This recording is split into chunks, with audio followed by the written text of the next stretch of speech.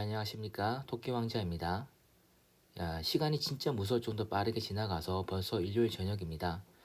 제가 오늘 한 가지 고민을 해봤던 게 투자 영상을 제가 올려드리니까 퇴근하고 보실 수 있게 평일에만 올리는 게 맞는지, 아니면 주말에도 올려서 영상 올리는 텀을 좀 줄여볼까 였는데, 일주일에 하나 정도는 일요일 저녁에 올리는 것도 좋을 것 같았습니다. 왜냐하면 저와 이 영상 보시는 분들은 목표가 일 안 하고 즐겁게 사는 거니까, 그러니까 지독하게도 출근하기 싫은 월요일 전날 밤에 새로운 투자에 대해서 알려드리면 조금이라도 동기부여가 될 수 있지 않을까 생각을 해봤습니다. 오늘은 드디어 부동산 얘기를 해보려고 하는데, 우선 저는 당연히 부동산 부자가 아니고요. 강남 같은 곳에 집을 사지도 못했습니다. 사람들이 뭐 놀려대는 노도강 중에 한 곳에 살고는 있는데, 하지만 다행인 건 제가 18년도에 집을 사서 실투자금 4천만 원으로 5억 정도를 벌었는데, 이번 시간에는 이 과정에 대해서 말씀드리려고 합니다. 4천만 원으로 5억을 버는 얘기. 먼저 2012년부터 시작을 하겠습니다. 2012년이면 일단 이명박 정부가 끝나갈 무렵이었는데, 저는 지방에서 근무를 하다가 서울 본사로 발령을 받았습니다. 나이가 30대 초반이었기 때문에 그때는 여친도 있어서 내 집 마련을 슬슬 신경 쓸 때였습니다. 그런데 네이버 부동산을 보니까 용인의 신축 아파트가 20평대로 2억대가 있었습니다. 그러니까 이 정도면은 내가 뭐 내 돈에다가 대출금 충분히 사고도 남네. 만약에 용인이 2억이라면 몇 억 더 들어갈 생각이면 인서울도 충분히 가능하겠네라고 생각을 했었습니다. 그때가 언제였냐면, 이게 잠실주공 사진인데, 잠실주공단지가 10억도 안 하던 시절이었습니다. 제가 한 번은 팀원들과 점심 식사를 하고 편의점 앞에서 뭐 이런저런 얘기를 하다가 저는 여차하면 서울에 집 사서 결혼할 거다라고 얘기를 했더니, 팀원들이 저한테 너 지금 부자냐, 지금 같이 고점에 집을 사는 사람이 어딨냐, 이렇게 면박을 주더라고요. 그렇게 얘기할 정도로 고점 취급을 받던 때였습니다. 제 얘기를 더 하기 전에 일단 인생이 달라진 지인들 얘기를 뭐 예를 들어보면, 같은 부문에 같은 팀에 한 명은 자가를 살고 있었고 한 명은 전세를 살고 있었습니다. 어디냐면 잠실 리센츠였는데, 이 집이, 이 리센츠가 지금 거의 10년 만에, 10년도 안 돼서 엄청나게 뛰었습니다. 당시에는 뭐 전세가 한 5억 정도 했었나, 그 정도밖에 안 되는데 지금은 뭐 20평대가 20억이 넘어갑니다. 만약에 그때 자가를 사던 사람은 20억 정도의 수익을 냈겠지만, 20억 정도의 전세 사던 사람은 그대로 전세 보증금을 갖고 있겠죠. 참고로 우리 팀에 자가였던 그 사람은 부모님 집도 리센치 있었습니다. 그러니까 불과 몇 년 만에 전세 사던 사람은 그대로 자산이 유지되는 반면, 자가 사던 사람은 몇 배나 뛴 거죠. 대충 계산해도 자기 집 10억, 부모님 집 10억만 잡아도 20억입니다. 물론 훨씬 더 넘겠지만 10년 만에 자산이 20억만 넘었다고 쳐도 이거를 평범한 사람이 따라잡을 수는 없습니다. 또 다른 하나는, 제가 아는 변호사 형님이 있는데, 이분의 장인이 이제 노후 자금을 모아서 이사를 갈 생각을 했습니다. 여의도에 살던 분이었는데 여의도에 있는 다른 아파트로 갈지, 아니면 송도가 핫하다고 하니까 송도로 갈지 고민을 하셨다가 결국에 송도로 가자고 했습니다. 이 송도가 좋은 곳인 것은 분명히 맞고, 지금도 집값은 조금씩 올라가고 있겠지만 그래도 여의도 시세에 비할 수는 없습니다. 참고로 네이버에서 여의도 시범 아파트라고 막 검색을 해줘도 30억이 넘어갑니다. 송도는 10억도 안 하겠죠. 그러니까 있는 자금 없는 자금 모아서 노후에 마지막 한 방을 질렀는데, 이제 그 나이가 있으니까 또 자산 또 한정적이니까 이사는 더 이상 못 갈 텐데, 한 번의 선택으로 10억 이하와 30억 이상으로 차이가 나는 거죠. 그러면 이제 저의 얘기를 한번 해보겠습니다. 이 사진은 제가 임장을 다녔던 18년도에 찍은 사진인데, 제가 실제로 매수를 했던 중개 그린 아파트입니다. 그린 아파트 사진이고요. 저는 당시 어떤 생각을 했었냐면, 저는 재테크 책도 많이 읽었고 주식 투자도 하고 있었고 뭐 머리도 나름 좋다고 생각을 했으니까 특별히 집에 미련을 두지는 않았습니다. 어떤 생각을 했냐면, 내가 투자를 잘하기만 하면 그깟 집쯤이야 충분히 사고 남는 게 아닌가, 이런 생각을 했었는데, 나이를 먹고서 이사를 다니다 보니까 슬슬 지쳐갔습니다. 예를 들어서 저는 건대 부근에서 한번 살았고요. 그 다음에 송파 쪽에서 한번 살고, 구이동에서 한번 살았습니다. 이렇게 3번만 이사를 해도 벌써 2년에 3번이니까 6년을 새방살이를 돌아다니는 거죠. 이게 참 좀 지치는 일이었고요. 또 여자친구 헤어지게 되면서 제가 솔로가 되면서 소개팅을 많이 했었는데 언제나 결과가 좋지 못했습니다. 물론 뭐 제가 별로였던 것도 있겠지만 제가 원인을 찾았던 게 뭐냐면 30대 중반을 지난 사람이 집도 없고 원룸에 살면서 자기 차도 없으니까 상대 여성이 좋게 볼 리가 없었다고 생각을 합니다. 근데 제가 차가 없었던 이유는 집도 없는데 무슨 차부터 사냐 싶어서 그렇게 했던 건데 일단 연애를 하려면 차를 사는 게 맞았는데 또 차를 사더라도 30대 중반인 제 입장에서는 원룸 살면서 차를 사는 건 좀 아닌 것 같아서 그러면 집도 한번 사보는 게 어떨까라는 생각을 슬슬 하기 시작했었습니다.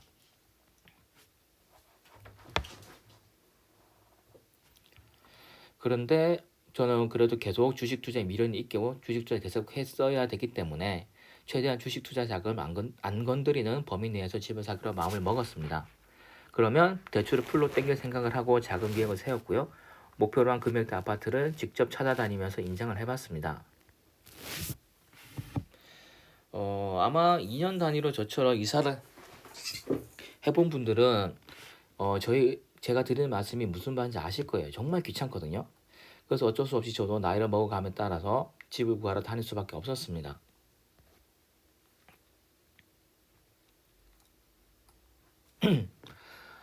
이 페이지는 일단 집값 상승 보여주는 그래프를 제가 한번 넣어봤는데 엄청나게 올라갔죠. 2017년에 비해서 2021년만 해도 이렇게 많이 뛰었습니다. 뭐 다들 아시다시피 집값이 정말 폭등을 했었고요.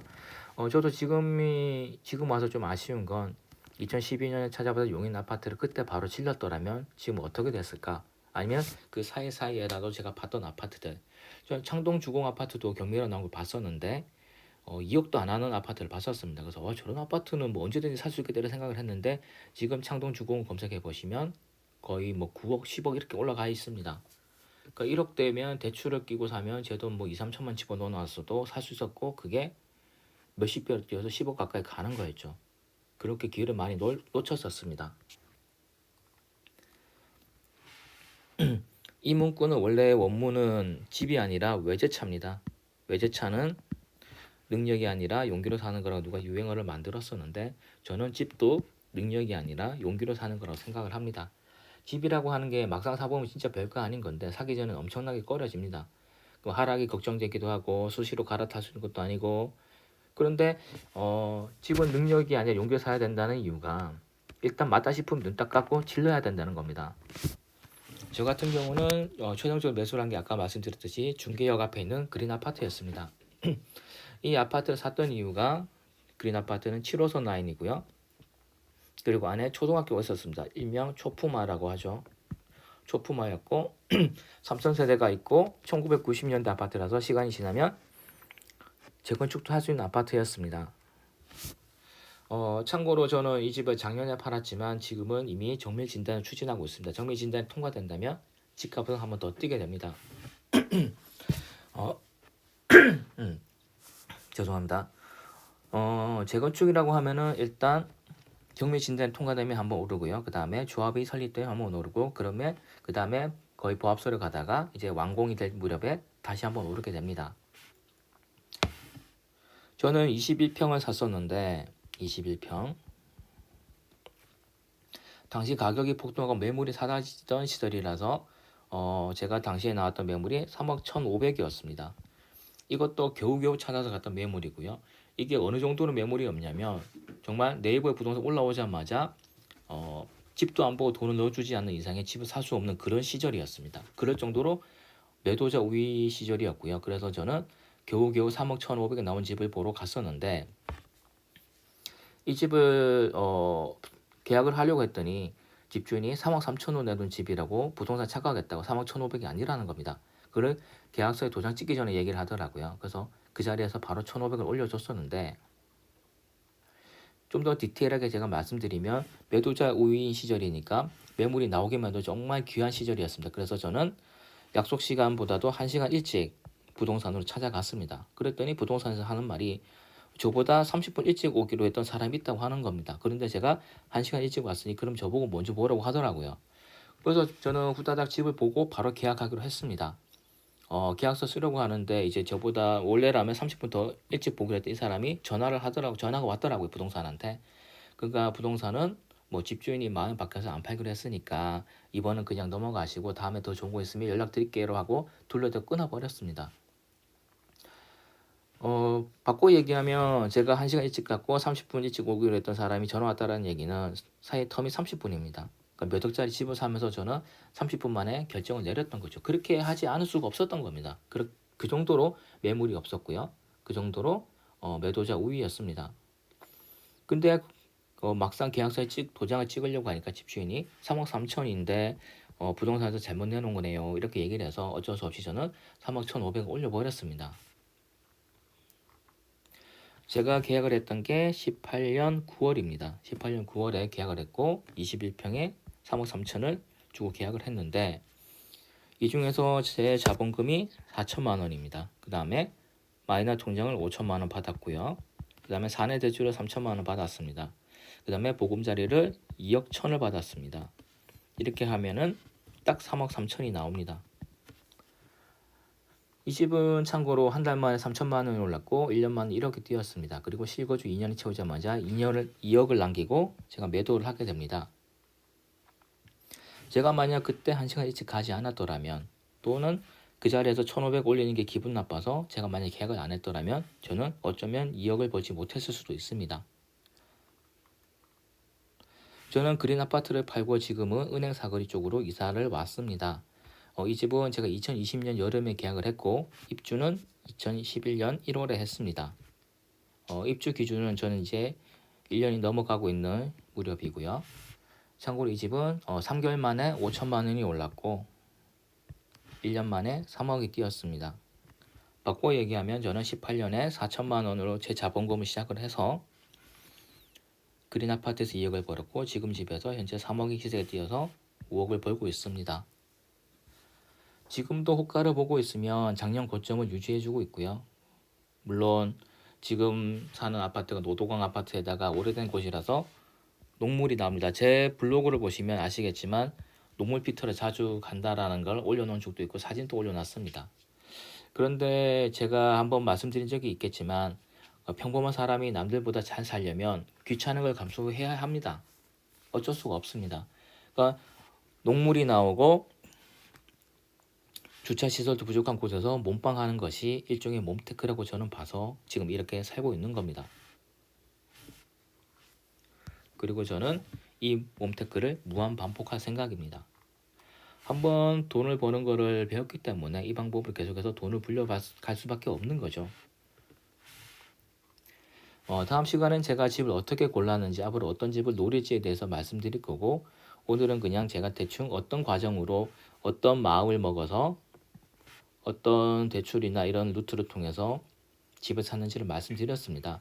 물론 지금은 집을 사기 위한 신용대출이 막혀 있을 거고 제가 했던 방법 그대로 쓸 수는 없을 거예요. 예를 들어서 집을 사기 위해서 마이너 통장을 쓸 수는 없다라고 제가 알고 있기 때문에 요점은 제가 드리고 싶은 말의 요점은 그래도 자기가 주어진 상황에서 최대한의 선택을 해야 한다는 겁니다.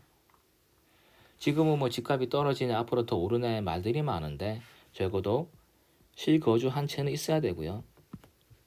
그렇다고 해서 지금 같은 장에 무리해서 연끌을 하라는 얘기는 아닙니다. 그러니까 도저히 감당할 수 없을 범위까지 대출을 받으라는 얘기는 아니고요. 다만 지금이라고 해도 실거주 집이 없는 분들은 실거주를 찾는 게 맞고 또 집을 산다면 뭐 연세가 있으시면 모르겠어요. 하지만 뭐 아직 30대, 40대 정도밖에 안 된다면 집을 살 때는 워라밸보다는 투자에 맞춰서 사면 손실 보는 일은 없다고 생각을 합니다. 예를 들어서 역에 가깝다거나 아니면 재건축 연한이 다가온다거나 하면서 아니면 제가 은행 사거리 들어간 것처럼 학군이 좋다거나 하는 호텔을 끼고 산다면 적어도 실거주 한 채는 손실을 보는 일은 없을 겁니다. 영상을 끝내기 전에 다시 한번 제가 어떤 생각 집을 샀는지 말씀드리냐면 저는 당연히 결혼을 하고 싶고요.